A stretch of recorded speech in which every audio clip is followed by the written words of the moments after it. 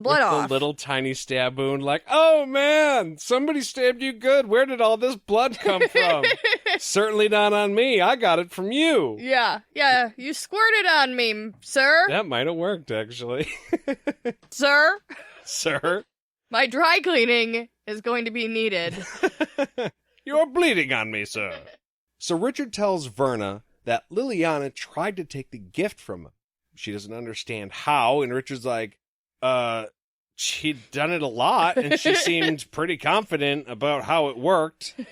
And I was like, dying? So, yeah, she knows what she's doing, okay? She does. Let's not argue about this. Well, he shows her the Quillian, right? And then asks if she knows what this is. It was a weird little test, like, what the fuck is this, Verna? We just hugged and made friends, but I'm still testing you to see if you're a bad guy? And this was hidden behind my back?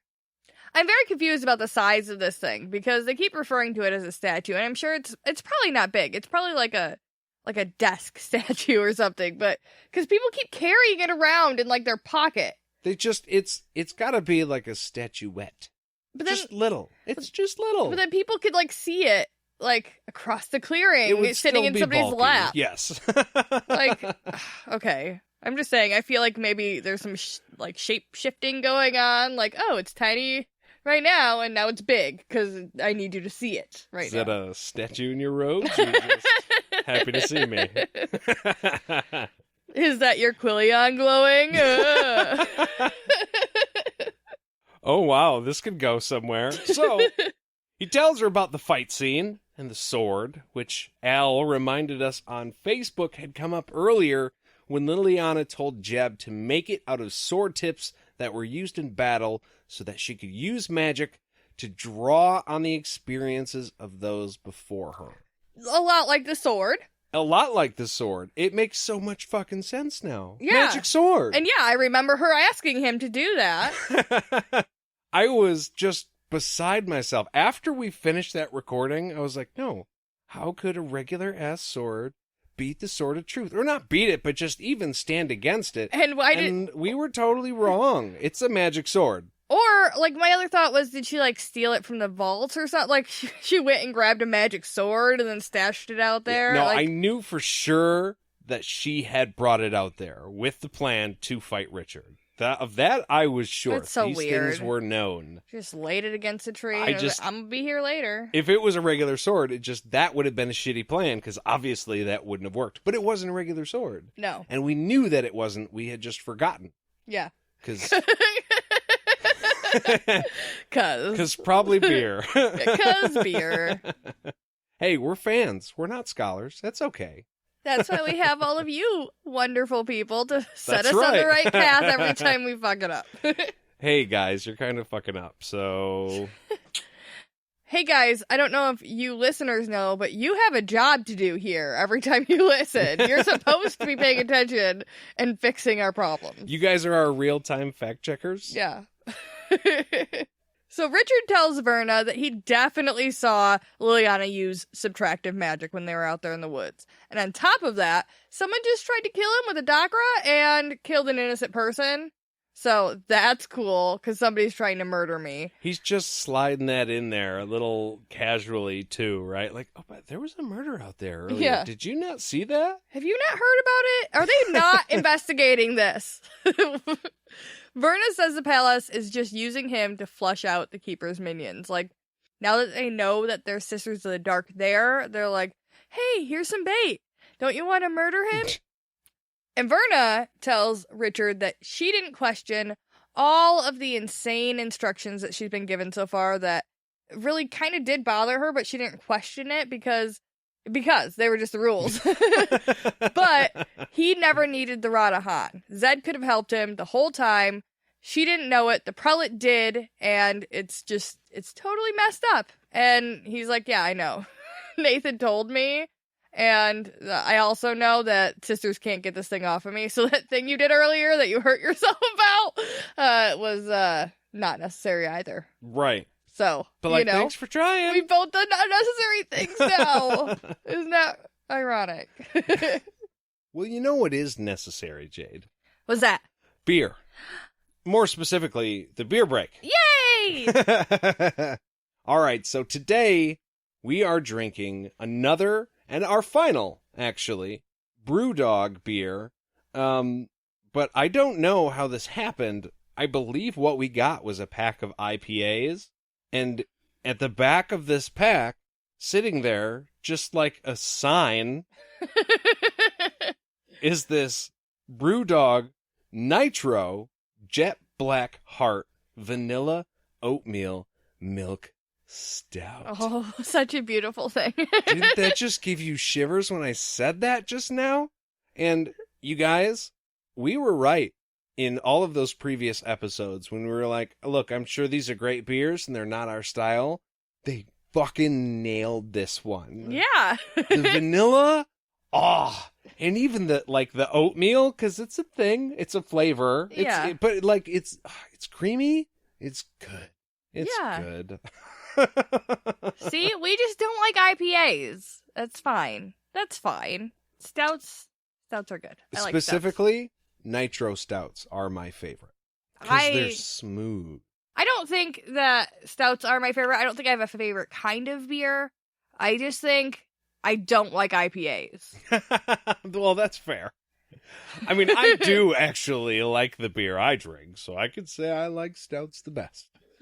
But, yeah. Now, IPAs, now we've dabbled. I think I probably will a little bit more. I mean, I'll drink them with you. Yeah, no, we will. We gotta know. We have to know. I just, okay. But then, this was great. That was definitely a 6-pack of IPAs. And here it is, a nitro stout. And we're just like, where'd that come from? Fuck yeah. The shining star at the bottom of the pack. Well, we held out, you know what? And Brewdog, you came through for us. You did. So we are definitely going to have another one of these, and we'll be back right after this. Hey, it's Jade from that podcast you listen to.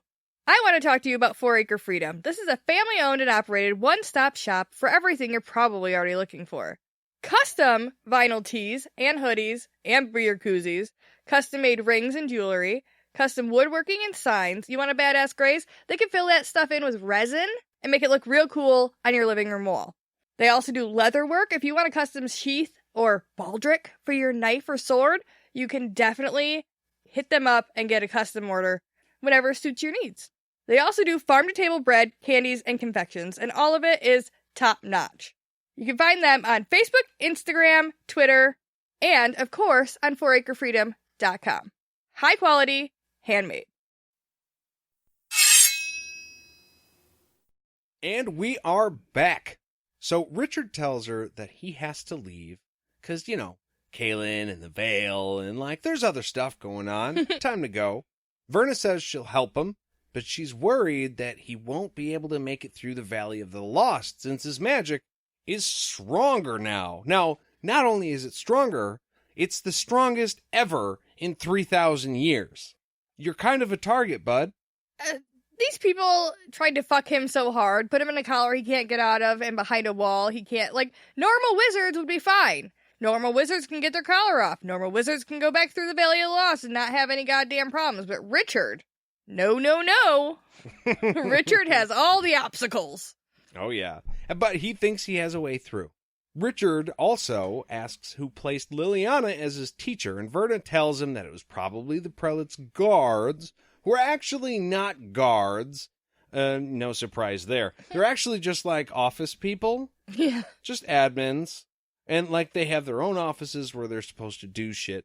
But Richard asks if anyone else knew that the Sisters of the Dark had been found out. And Verna says the room was shielded. There's no fucking way that happens. But Richard realizes that it wouldn't have helped anyways because the subtractive thing. Yeah. So all of that shot to shit. You guys weren't actually being secret and safe with your conversations the entire span of the book. I mean, for a long time before that. But if they're Sisters of the Dark who can use subtractive magic to listen into you, then shielded or not, you're just right out in the open. Right. And actually, the Prelate knew that during that conversation. She had, had that she thought. Had to have. If they have subtractive magic, then I'm fucked anyways, and they're gonna know. But she's, like, playing chess here. We're all, like, hanging out playing checkers, and she's doing some chess shit. So, who knows?